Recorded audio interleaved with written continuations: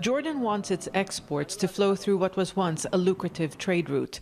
The Syrian government's recapture of the Nasib crossing from the opposition in early July was welcomed by officials here.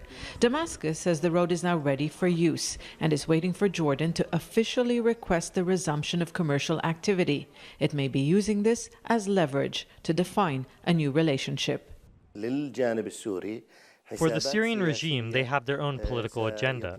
They will make demands and impose conditions on Jordan. The opening of the border won't happen right away. From my experience with the regime, they'll ask Jordan for something in return. That could be an official recognition of Syrian President Bashar al-Assad's legitimacy.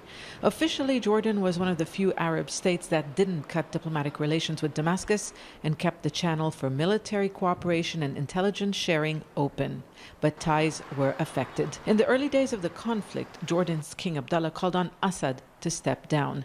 The approach later changed, with the priority being the protection of national security interests. It has been a difficult balancing act for Jordan. It likes to describe its policy toward the Syrian crisis as neutral. It called for a political solution, and it didn't call for regime change as a condition to end the crisis. The kingdom, to a certain extent, followed an independent course from its allies who were supporting the opposition.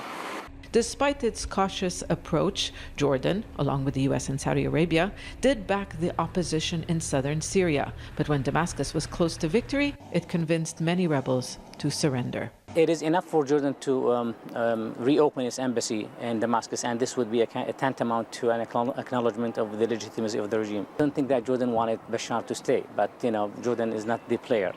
The balance of power in Syria is definitely and clearly in favor of the regime. So Bashar is going to win. There's no question about that. With that, you have a neighbor like this, you need to deal with that. Many Jordanians accuse the Assad government of crimes against humanity, but public opinion seems ready to accept the reality because of the benefits to the struggling economy. Now it's a fact that Assad will stay in Syria, and everybody wants him, United States and Russia and everybody. And when it's safe, it's very good for our economy, and our people will go there, our goods will go there.